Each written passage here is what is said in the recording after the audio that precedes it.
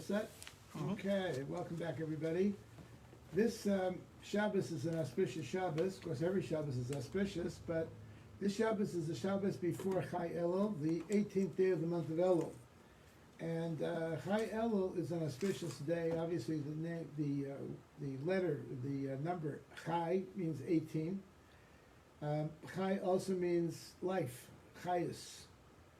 So, as it happened, Chai Elul is the yortzeit, the birthday rather, of two very special people: the Baal Shem Tov, the founder of the Hasidic movement, and the Alter Rebbe, Rabbi Shneur Zalman of Liadi, the founder of the Chabad movement. They were born on the same day, of course, different years, and it's a very auspicious day.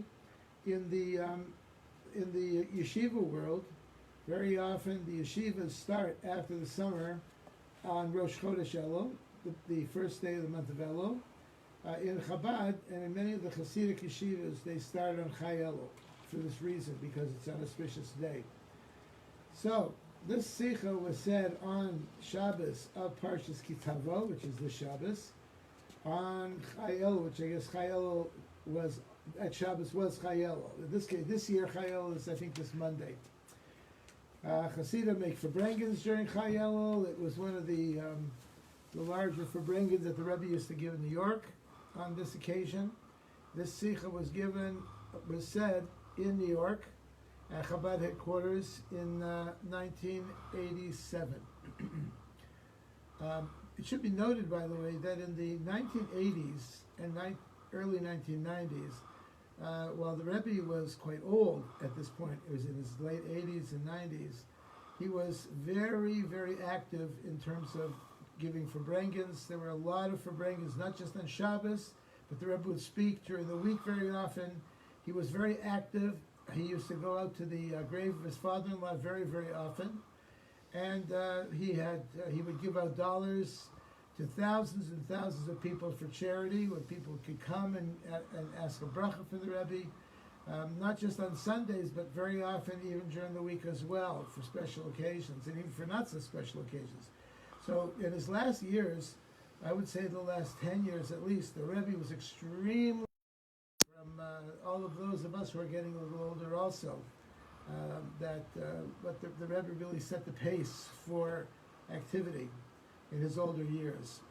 Anyway, the Rebbe starts off by saying there are many facets of this Shabbos which are worthy of mention, but one should obviously begin with the concept which is closest personally. In this case, the Nasi, or the leader of the Jewish people, the previous Rebbe, Rabbi Yosef Yitzchak Schneerson, revealed to us the significance of Chai Elul, of the 18th of Elul, the birthday of the two great luminaries, the Baal Shem Tov and the Alter Rebbe. Since the Nasi, the leader, equals the entire generation, the concept he revealed is obviously the most significant to all of us. So the previous Rebbe spoke a great deal about Chai Elul, and as such, it is very significant to us who are followers of the Chabad movement. So he said, the previous Rebbe explained the Chai Elul gives a chayus to Elul, gives a life force and a vitality, a special divine energy in our godly service, which is performed during the month of Elul. Elul is a time to make an honest appraisal of one's service to God through the past year, as we've spoken about before. It's a time that we give cheshbon nefesh, an accounting for ourselves during the coming year. This includes Torah study, prayer, charity, teshuvah, bringing the redemption, as it's known from the hints present in the acronym of the word Elul, Ani l'dodi v'dodi li, I am to my beloved and my beloved is to me, representing the relationship of the Jewish people to God. Inu liyadav samtilach, that refers to the cities of refuge, which godliness is a city of refuge. Torah is a city of refuge to all of us, and there are other significances to the name Elul as well. Chassidus itself brings life and vitality to all of Torah and mitzvahs in general.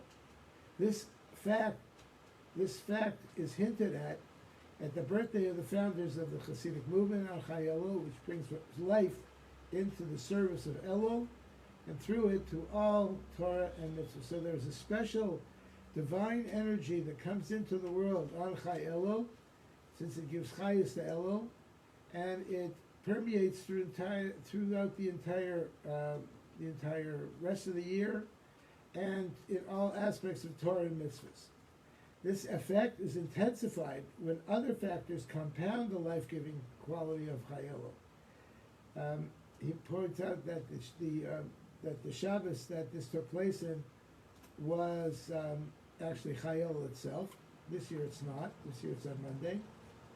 So we see that Chai Elul provides a special opportunity and strength,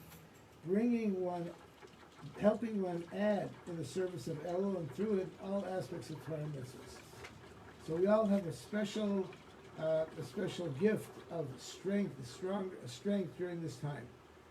We should also make firm resolutions about future improvements, and through the nature of Chai Elul, the extra energy of Chai Elul, they should be fulfilled.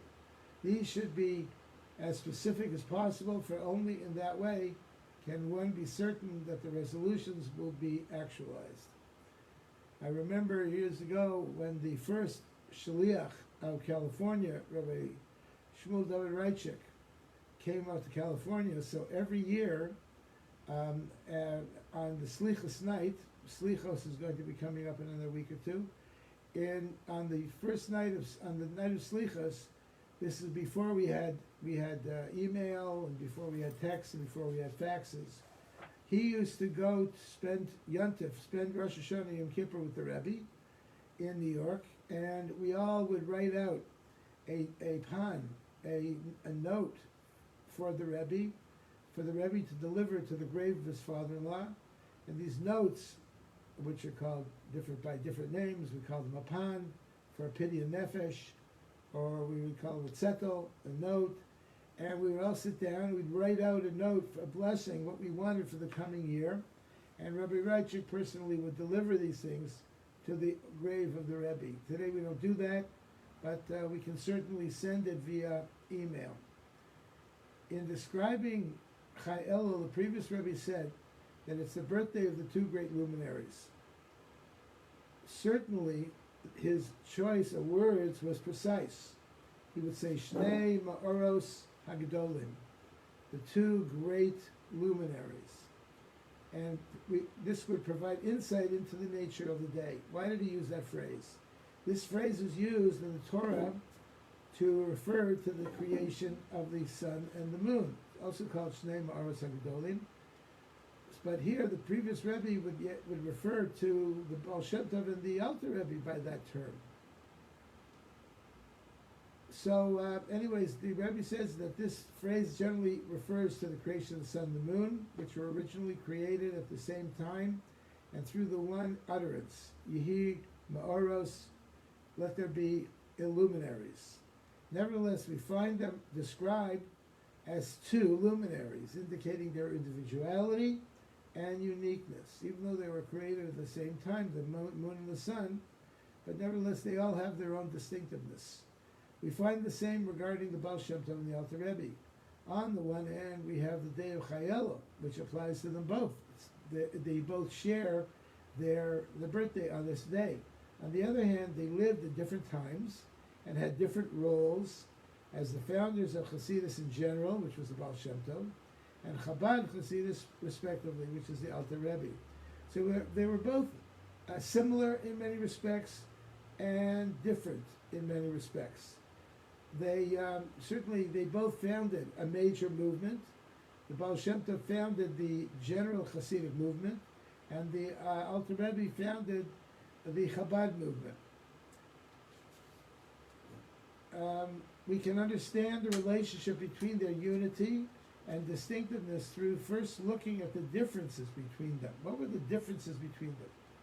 So the Baal Shem Tov devoted himself primarily to arousing the innate faith, the spark of emunah, of faith present within each Jew, every Jew. The Alter Rebbe, however, worked on the way of Chabad, stressing the necessity of exertion and avoda, divine service in the service of God. These two approaches correspond to the Hasidic concepts of mimayla lamata, from above to below, and mimata lamayla, from below to above. The Baal Shem Tov worked in a way which transcended all the rules and boundaries of nature. For this reason, his primary efforts were non-intellectual, appealing to the infinite spark of godliness with each and every Jew. Now, many scholars of the Hasidic movement claim, falsely actually, that the Hasidic movement was a charismatic movement that did not stress scholarship. That was not true. The Hasidic masters were great scholars unto themselves. They mastered all of the Talmud and the Kabbalah and codes of Jewish law, and they were very scholarly. The Baal Shem Tov himself was a tremendous scholar, a remarkable scholar. But that was not his main service to God. That was not his main role. His main role was the service of the heart, arousing deep inner faith among people and bringing them to a sense of godliness, which was really beyond the level of scholarship. So even though he was a great scholar, but that was not his main tafkid, as they say. It was not his main job. The Alter Rebbe, on the other hand, was known as a tremendous scholar. Among the followers, students of the Maggid of Mezrich, who followed the Baal Shem Tov in terms of leadership of the Hasidic movement, the Alter Rebbe was known as the greatest of all of them in terms of his scholarship. He mastered all of Shas, the entire Talmud, at a very young age, codes of Jewish law, Kabbalah, Poskim, the decisors of Jewish law, and at the age of 12 years old, he was admitted into the Chevra Kadisha, which was not just a burial society, but it was a society of great scholars where he lived. This was called the Chevra Kadisha. And it was unheard of for a person of 12 years old to be included in this society of tremendously learned rabbis, but he was. And he was known that way. In fact, today, one of the Alter Rebbe is known, his Shulchan Aruch, his Code of Jewish Law, is known as one of the main codes of Jewish law that is used throughout the world today, not just in the Hasidic world, but throughout the world. It's called Shulchan Aruch Harav, which was composed by the Alter Rebbe. Anyways, these two approaches, the approach of the Baal Shem Tov emphasizing faith, and the approach of the Alter Rebbe emphasizing scholarship and avoda and exertion, these two approaches correspond to the Hasidic concepts of mimayla lamata, arousal from above to below, and from below to above. The Baal Shem Tov worked in a way which transcended all the rules and boundaries of nature. Therefore, during the Baal Shem Tov's time, there were many miracles, many stories about the Baal Shem Tov that we all tell our children, or we share every Saturday night, Baal Shem Tov stories. And these are stories of miracles, miraculous events that took place, stories about the Baal Shem Tov traveling far distances in a very short time, or curing people, or coming up with funds that were necessary to redeem people who were held captive. All kinds of stories that took place dealing with the Baal Shem Tov, which were remarkable stories. There was one time when, before the Baal Shem Tov was revealed as a great mystic, he once accompanied his brother-in-law, Rabbi Gershon Kitover, to the house of a great rabbi. His brother-in-law, Rabbi Gershon, was concerned that his brother-in-law, Rabbi Yisrael Baal Shem Tov, was an ignoramus, and he wanted this rabbi to knock some sense into him, not knowing who he really was. So the Baal Shem Tov came to this house of this rabbi, and walking in the door, he did not even kiss the mezuzah of the house. His brother-in-law was very embarrassed by this, that he didn't even know to kiss the mezuzah of the house, but he walked in, and he left his brother-in-law there with the rabbi. As soon as the door was closed, a tremendous light shone in the room, a very bright light, and the rabbi became very frightened. And he said to him, "Who are you?" And he said that I am an emissary here from God to bring a new light into the world. And he explained, but this is not the time yet for me to be revealed who I am. He was only in his early 30s at the time. And but he nevertheless, he wanted to tell this rabbi who he was. He needed to know. The rabbi asked him, by the way, why didn't you kiss the mezuzah when you came in? He answered, because it's puzzle, because I noticed in it, when I felt it, he touched it, but he didn't kiss it. He touched it, and he could feel that it was not written properly. There was something missing in the mezuzah. So he was of that level, in tremendous miracles upon miracles. We've all told Baal Shem Tov stories in our own homes, to our own friends and relatives. So the Baal Shem Tov, his service was from above to below. God brought him down below into the world for a special purpose. The Baal Shem Tov worked in a way which transcended all the rules and boundaries of nature. For this reason, his primary efforts were non-intellectual, appealing to the infinite spark of godliness within every single Jew. And in that goes higher than intellect, beyond intellect. So a person did not need to be a great scholar in order to be a follower of the Baal Shem Tov. In fact, the Baal Shem Tov looked at every single Jew as precious and special, regardless of their scholarship. Until that time, in the world, the rabbis, the predominant rabbis of the world, felt that the only way to reach God, the only way to serve God, is through scholarship. And if you were not a scholar, specifically a Torah scholar, you weren't loved by God. God didn't like you. The Baal Shem Tov came along, and by teaching children, and even teaching women, and teaching common folk, he would bring a level of godliness from above down to below. For this same reason, his service was characterized by miraculous behavior, as I mentioned, bringing that which is normally above, in the spiritual sense, down below to the physical world, and therefore he was able to do many, many miracles, and these miracles were publicized throughout the world, so people heard about these miracles. You know, people used to almost make a living out of telling stories of the Baal Shem Tov. So it was very, very popular, and the Baal Shem Tov encouraged this, in fact. The Alter Rebbe, on the other hand, stressed the opposite trend. He was taking that which was below and elevating it to holiness above.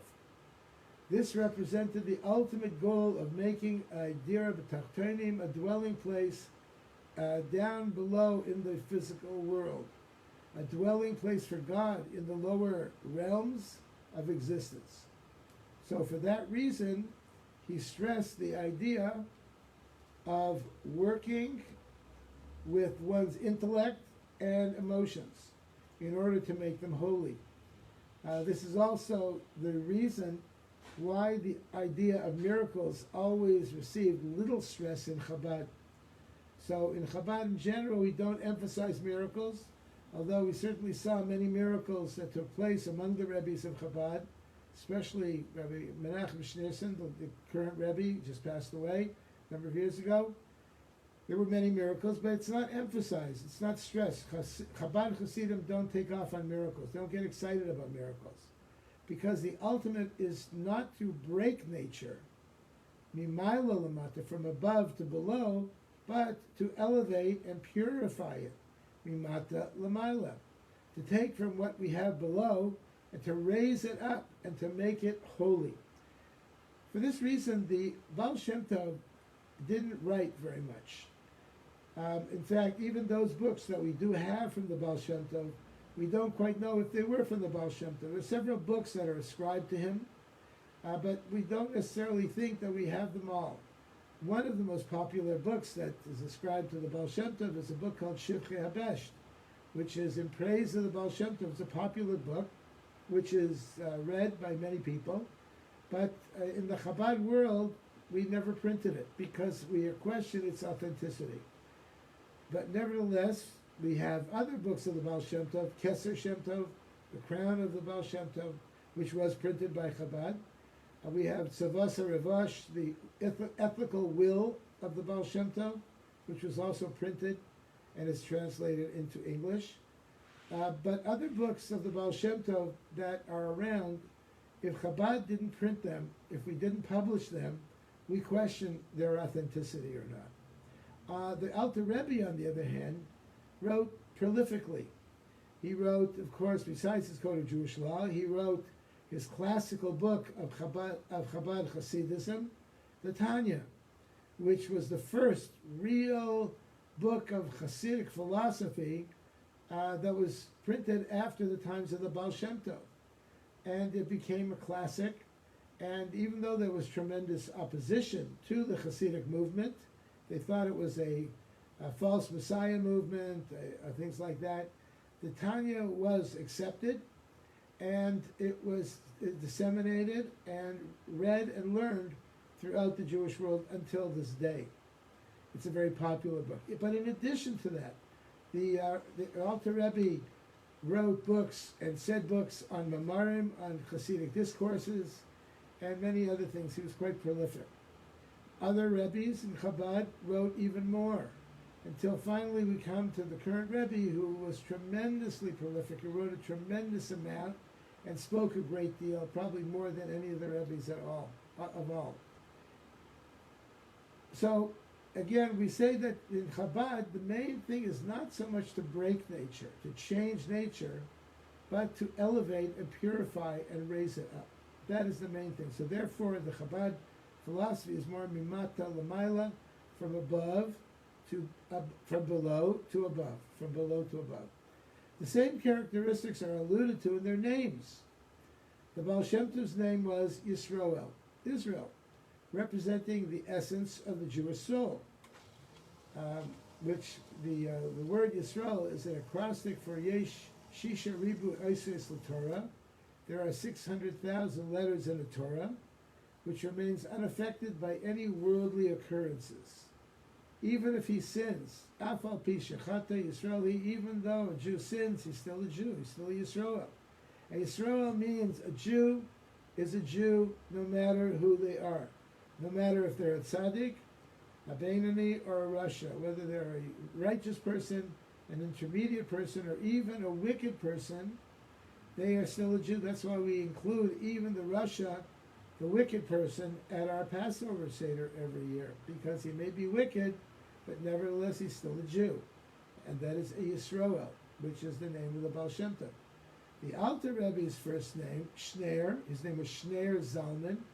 Shneir refers to Shnei Or, two lights of the revealed and the concealed parts of Torah. He was an expert in both the revealed aspects of Torah, the Talmud, and the codes of Jewish law, and the hidden, more mystical, esoteric areas of Torah, which is Shnei Or, the two lights.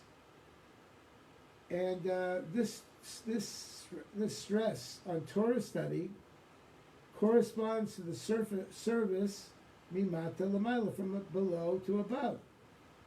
His second name was Zalman, Shneir Zalman. Zalman has similar implication, since its letters also constitute the word Lizman. If you move the letters of Zalman around, you have the word Lizman, indicating serving God within the natural constraints of time and space. Both types of service are necessary and together constitute a logical progression of development. Both the service of faith, of the divine soul representing Yisroel, and the service of scholarship from below to above. We see in general that supernatural conduct must precede that which is within nature. So first we have conduct above nature. As we found in the times of the Torah, there were many, many miracles that took place. And then we have service within nature. When the Jewish people came into the land of Israel, They started farming, they started working within nature. An example of this is when the Torah was given, a process which was initiated by God's descent to Mount Sinai. God came down to Mount Sinai, and only then Moshe went up. So first there needs to be a descent down below, and then there needs to be an ascent above. The same applies in the course of revelation of Panemius Torah, of the innermost aspect of the Torah. First came the revelation from above through the service of the Baal Shem Tov. Only then came the service of the Alter Rebbe, revealing godliness within the world and making a true dwelling place below. So the Alter Rebbe's main service was revealing the godliness down below in the physical world. And in fact, most of his teachings, if not all of his teachings, emphasize this idea. Incidentally, the Rebbe, especially Rabbi Menachem Mendel Schneerson, emphasized this also very much through his love of those people who are not at all religious even, who are not even God-fearing, and sending his emissaries out to areas that are far, far away from Judaism, far, far away from established Jewish communities. Is that way he raised up the level of below to above. This explains then the two qualities mentioned previously. They are called together luminaries. They're both called luminaries because they represent stages in the one process of the revelation of the innermost aspect of the Torah, Panemius Torah, and godliness throughout the world. However, it's also stressed that they are two distinct stages separated in time and in function. So the connection between the Alter Rebbe and the Baal Shem Tov and their service to God is hinted at in an amazing story told by the previous Rebbe 50 years ago. At that time, he related how on Chai Elul, in the year 5652, his father, the Rebbe Rashab, ascended to Gan Eden and heard seven Torah discourses from the Baal Shem Tov. As mentioned previously, Chabad places little emphasis on miracles. This being the case, it is most surprising that this story was even published. That his father, Rebbe Rashab, in the 1880s, ascended to Gan Eden and heard discourses from the Baal Shem Tov. This is very miraculous. It's very unusual. It's not generally the Chabad way. This is similar to the story of the Baal Shem Tov, where he went up to heaven and went to the chamber of Mashiach and asked him when he's coming. This is particularly true since it was a miraculous occurrence regarding Torah study, since the Rebbe Rashab learned 7 discourses, Torah discourses from the Baal Shem Tov, which must be learned within the perimeters of human intellect. It needs to be understood. As our sages said, Torah is not in the heavens. Torah lo b'shamayim hi. So the idea of the Rebbe Rashab learning these 7 discourses from the Baal Shem Tov is quite different and quite remarkable. The answer lies in the 2 stages described above. Hearing the teachings in Gan Eden was a revelation from above in a supernatural way, similar to the service of the Baal Shem Tov. So what the Rebbe Rashab did was very similar to what the Baal Shem Tov did.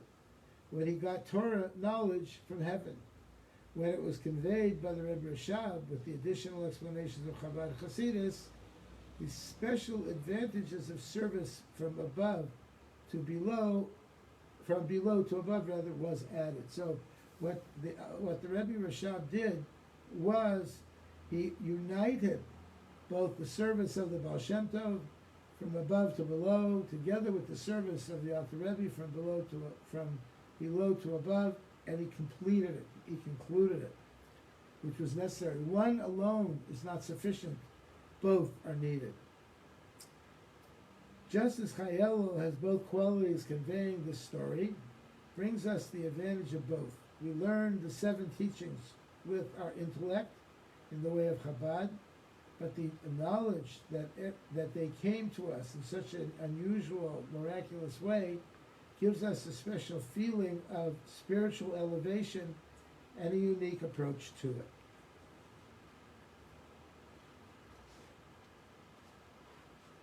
So the Rebbe asked, why was it that it took so long for this story to be published? The previous Rebbe himself revealed it in the early 1920s. Why did it happen to come now and not later, during the time of his father who actually had it happen to?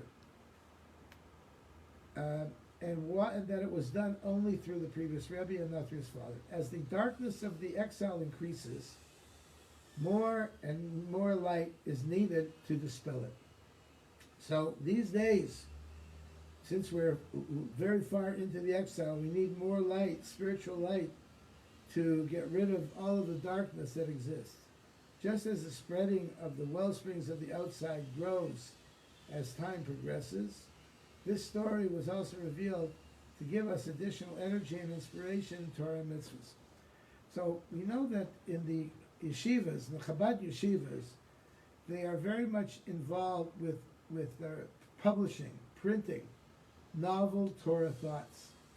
And this is something that in the Chabad world is emphasized very, very much, probably more than in the regular yeshiva world.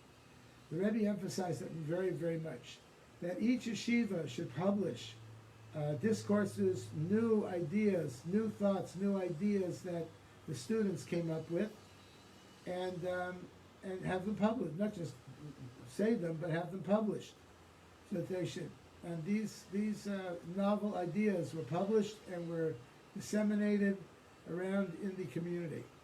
The intent is, of course, that this inspiration affects us to the extent that it reaches the realm of action, and that our increased good deeds hasten the arrival of Mashiach may arrive speedily. Regarding the 7 teachings of the Baal Shem Tov mentioned above, there are a number of details. Wait, let's take a look. First of all, he talks more about the story.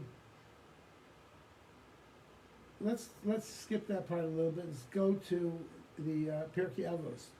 The Rebbe says it's customary to discuss the Pirkei Avos read on a particular Shabbos in order to finish before Rosh Hashanah. Chabad custom.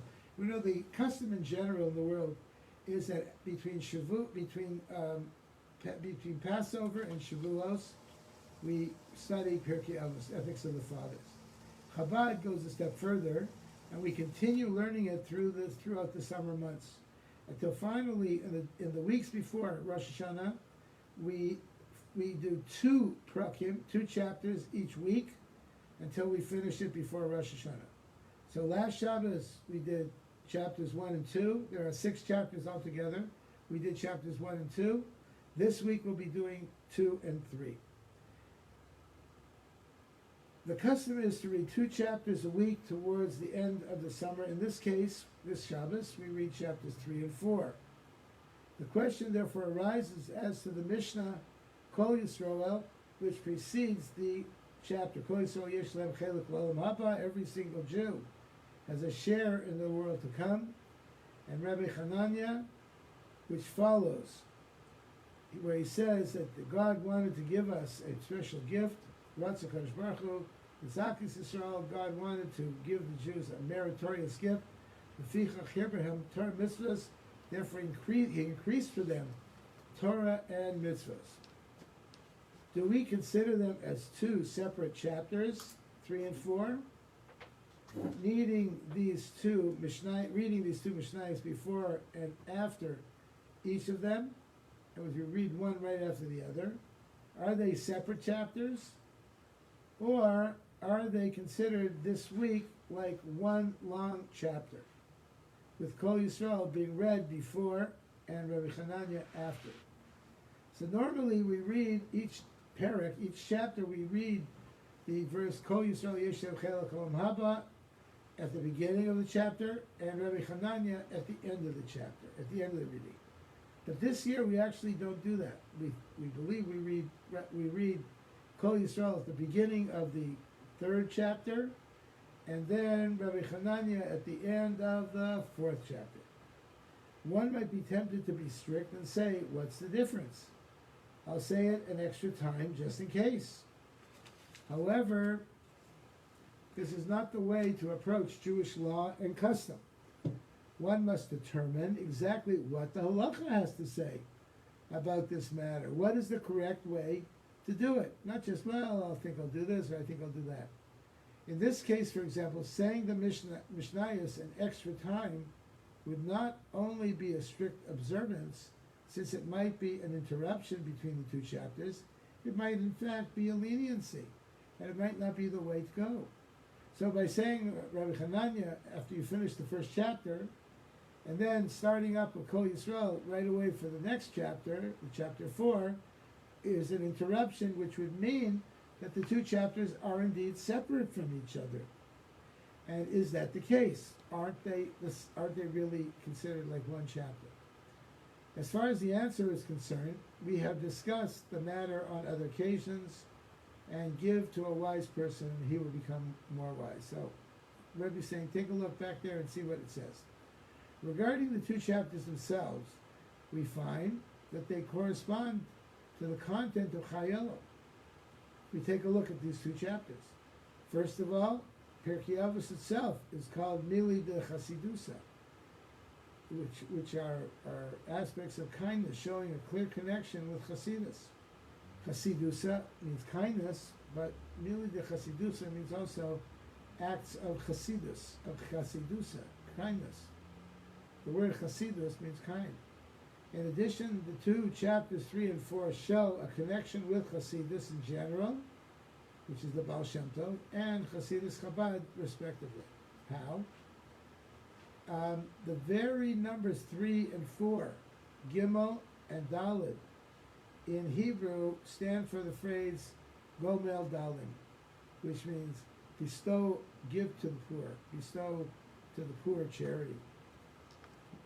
Gimel and Dalid.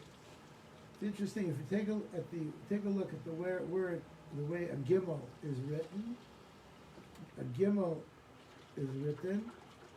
It's facing to the left, as Hebrew is written from right to left. The Gimel is running to the left, and the Dalid has its back to the Gimel. A Dalid is a line on top and a line below. So it's as if the Gimel is running after the Dalid. And what does the Dalid mean? Dalid is from Dalim, which means poor, the poor people. So the Gimel wants to bestow, Gomel, chesed, kindness, to the poor person, to the Dalim.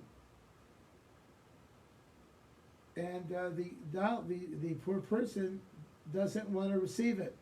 He's embarrassed to receive it. So he turns his back to the one who is giving the charity, as if he's running away from him. And this corresponds to, in general, to general Hasidus, that corresponds to the needy recipient, the elevation and purification from below to above, similar to Hasidus Chabad. We see the same idea in the content of the from where do you come, from where are you going, and before whom you are destined to give an accounting. Automatically, this affects one's behavior, which is from above to below, by reflecting upon ideas from above, where we come from, where we're going, all these types of things. This is something which is a godly revelation. The beginning of chapter 4 then starts who is wise, who is strong, who is wealthy, who is honored, corresponds to Chabad. It's explained in the Hasidic philosophy, which is much more down to earth, much more philosophical, much more spiritual, in fact. So chapter 3 begins on a very, very high, lofty level of reflect upon three things that you'll never come to sin. Chapter 4 begins on a very low level, reflecting who is wise, who's strong, etc. Even the number of Mishnayos in each chapter conveys the same meaning.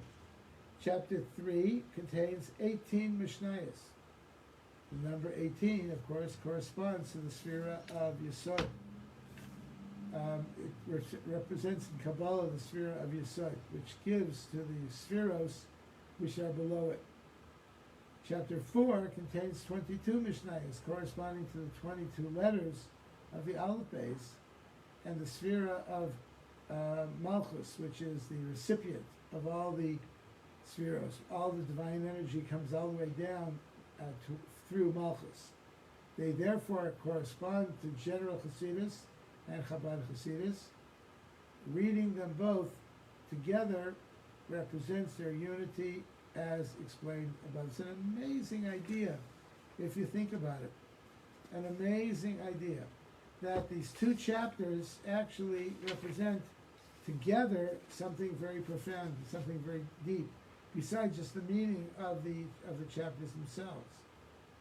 So it's really an incredible thing. Now, getting back to the story we mentioned earlier about the Rebbe Rashab going into Gan Eden, going into heaven, the Rebbe points out another thing, another interesting aspect to this particular story, is that the first two teachings were delivered publicly. These 7 discourses were delivered publicly before the Baal Shem Tov students. In other words, the Rebbe Rashab learned these 7 discourses from the Baal Shem Tov, and the Baal Shem Tov taught them first to his own students and his students' the Hasidim, and even women, because the Baal Shem Tov taught women as well. He was among the first to teach women. As a matter of fact, in those days, in the 1700s and earlier, and even in the 1800s, it was not common for women, Jewish women, to study Torah. They were to remain at home, take care of domestic jobs, but not really so much in the realm of Torah study. The Baal Shem Tov actually rejected that idea, and the Baal Shem Tov would teach women as well. So for this description, it is obvious that women were not present for the latter 5, but for the first 2 they were. The obvious explanation for this is that the teachings were aimed at different types of souls. Women have souls from Alma to Nukva, the world of Nukva, which means the world of the feminine aspect of godliness, whereas men's souls come from Alma de Chura, which is the realm of the maleness of the soul. So both the women's souls and male souls have different characteristics to them, different potentials to them, different ways that they express godliness. The last 5 teachings were meant specifically for the souls of Alma de Chura, that for the men's souls. Therefore, only men were present. The first 2 fit both types of souls for the first 2 of the 7 discourses, and therefore women were also there. Interestingly, I think I mentioned last week that from time to time the Rebbe would speak specifically to the women, and he would invite the women to come downstairs in 770 headquarters, and for the men to go in the women's section. Maybe it gave the men an idea of what the women have to go through up there, being squished in the women's section. But he would invite the women to come downstairs, and he would speak specifically to them and address them and speak of their concerns, of what was concerning them, what was important to them. Today, this presents somewhat of a paradoxical situation. Women are halachically obligated in the mitzvahs of loving God, fear of God, belief in God, just like men do. They are therefore obliged to learn Hasidic philosophy, which leads to the performance of these mitzvahs. So specifically, Hasidus talks about it. Talmud can be many cases, most of it, or a lot of it, mostly for men, because it refers to mostly mitzvahs dealing with men.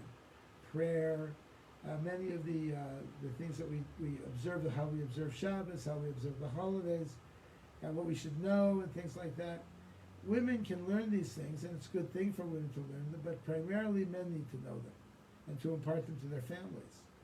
But the last 5 teachings are, as mentioned above, only for souls from Alma D'Chura, for men's souls. How could women learn them? So we know that in Chassidus is for men and women. Maybe Talmud might not be for both. Parts of Talmud are, of course, but a lot of it is not. Parts of Jewish law are, some of it is not. However, Hasidic philosophy, godliness, is for everybody, for men and for women. We can understand this by first relating an incident which Torah meant for women, but came down also for men. The book, Beis Rebbe, tells of Frida, the daughter of the Alter Rebbe. She was especially dear to him, and he would frequently deliver Hasidic discourses specifically for her. She was a great scholar in her own right. But it was quiet. People didn't know about it. In fact, when her mother, who later became the Mittler Rebbe, her brother, who later became the Mittler Rebbe, wanted to hear Hasidus, he would sometimes ask her to make a request, whereupon he would hide and listen. And he listened to her.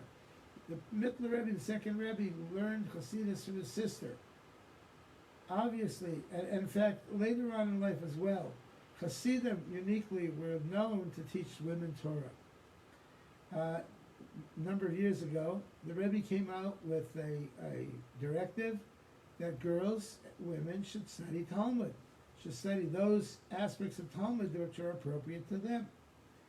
And even today in the world, it's not so common to do that. But in Chabad, women do study Talmud.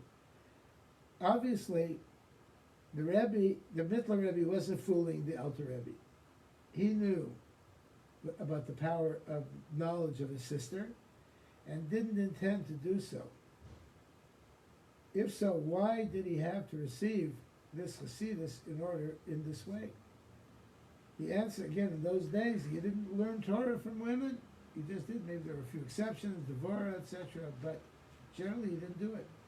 The answer lies in the concept mentioned previously. These discourses were intended specifically for women, these first 2, and therefore had to be delivered to a female. So women specifically needed to learn them. But we are left with the same question in the opposite direction. How could the Mittler Rebbe learn this Torah if it was meant for women?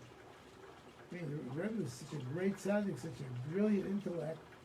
Why did he learn these things if it was for women? He should have left it with women. The explanation is that because of his unquestionable desire to learn Torah, he wanted to study Torah so much, so deeply, and even though this Torah study plan was mostly for women, nevertheless he wanted to learn it, so he had to learn it from a woman. And his constant striving for it, he attained in his soul the ability to internalize Torah from the level of a woman. The same applies to our case regarding the last 5 of the 7 discourses given by the Alter Rebbe. They were really meant for the souls of men, but when a woman feels a desire to learn Torah as well, if she wants to study Torah so badly, she creates within her soul the capacity of connecting with this type of Torah. So she's able to study it because she wants to, she needs to, it's something that is a basic part of who she is. The lesson to be derived from this is clear. There might be certain things which are in reality beyond the realm of your soul. However, through constant striving and persistence, you can nevertheless attain them. So even though there are certain aspects of Torah study that are beyond you and beyond me, nevertheless, if we work hard, we strive hard, if we really want to learn it, if we really want to do that, we can do that. And we will find it as well. I remember years ago when I was a student in a yeshiva, a very prominent Lithuanian yeshiva in Israel. I won't mention which yeshiva it was, but I was one of the few Chabad followers in the yeshiva, and from time to time I would go out to Kfar Chabad for Shabbos. We had a Hasidus, we had a group of guys in the yeshiva who studied Hasidus quietly in the yeshiva, and the yeshiva did not approve of it so much, because they felt we were wasting our time studying this very deep esoteric stuff when we should be studying Talmud. One day I was sitting at my table, and the Rosh Yeshiva, the head of the yeshiva, called me over. Well, when you're called over by the Rosh Yeshiva, it's a big deal. He called me over. I was only probably maybe 22 years old, 21, 22 years old. He came up to me, and he said to me, Moshe, I have a question for you. I said, yes, Rebbe. He said, do you study Tanya? Uh-oh. Is I going to get in trouble or what? But I cannot tell a lie. I said, yes, I do. Then he said to me, I was very surprised, he said, do you understand it? I said, much of it I do, some of it I don't. He said, well, I have studied Tanya and I do not understand it. Maybe I should have offered to teach it to him, but I was a little too embarrassed. Here he is, the great Rosh Yeshiva, and I'm a little pipsqueak like me is offering to teach Torah to him. So I answered him. I didn't realize at the time, it was a little bit chutzpahdik. I said, Rebbe, maybe you should study Hasidus with the Chabadnik, because they know how to learn it. They know the meaning of it. And I thought I was going to get my head chopped off, but he said, maybe. Interesting, because in many respects, a lot of people can't understand it. They can't grasp the terms. When I first came to Chabad, to study in a Chabad yeshiva, I had difficulty with the concepts. 4 worlds, 10 spheros, different partsufim, different configurations of various spheros in the worlds, levels of godliness, Ein Sof, Shechina, things like that. I couldn't understand a lot of these. My thick head could not grasp these ideas. But after we continued studying with my study partner for months on end, it suddenly sunk in, and it suddenly grasped it. That we were studying very deep spiritual ideas. And even though I didn't understand the idea before, I understood it now, or I'm beginning to understand it now. Because to understand spiritual concepts, you have to think spiritually. You need to be in tune with spirituality. And in a lot of yeshivas in the world, a lot of communities, they're not. They may study Torah, but spirituality is something below them. A story is told, and maybe I'll finish with this. In one of the yeshivas in Israel, a young man walked in the front door of the yeshiva. A man who was not at all religious, a young boy, not at all religious. And he had a little backpack, he had jeans on and a flannel shirt. And he walked right up to one of the yeshiva students who was studying there by the table. And he said, I have a question. The boy picked up his head from his learning, and he said, yes, what's your question? And this young man said, who is God? Who is God?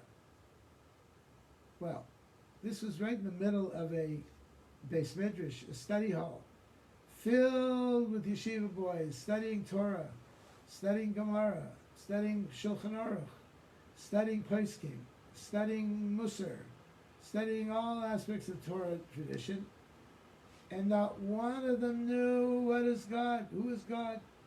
So this young man, he thought, well, maybe I'll ask somebody else. So he walked up to a friend of his, who was a very great scholar, and said, this young guy over here, he wants to know who is God. What should I tell him? I don't know who God is. I don't know. I daven in the morning. I learn Gemara, but who is God really? I really don't know. So they said, good question. I don't know either. They went around the Beis Midrash, and no one knew who God was.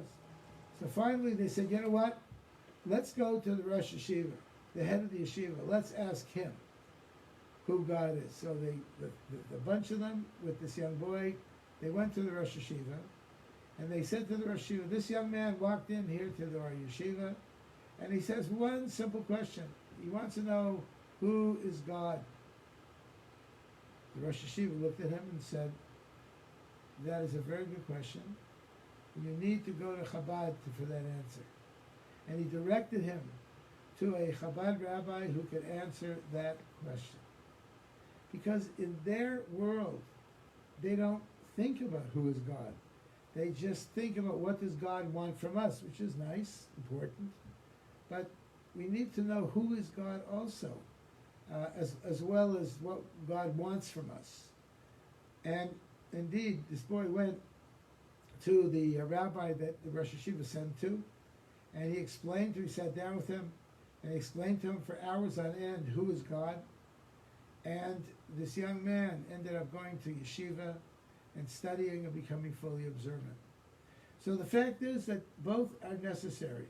The spirituality level of Judaism, the deep spirituality, which is found in Hasidic philosophy, and the revealed aspects of halakha, of Jewish law, of what we do and how we do and when we do. These things are all very, very important. Chai Elul gives a chayas to both of these qualities, the level of Amunah, of the Baal Shem Tov, the level of scholarship of the Alter Rebbe, and in so doing, it completes the entire cycle around, so that God willing, this should be the level that's necessary when everything is revealed and when the entire world is filled with the knowledge of God, as the waters fill the sea, as they say, and may we all merit to see Mashiach Tzidkenu B'mheira B'yameinu. I want to wish you all a very happy New Year, good Jewish New Year, as the Rebbe used to wish everyone a Shana Tova and Mesuka, a good and a sweet year. Amen. Shkoch.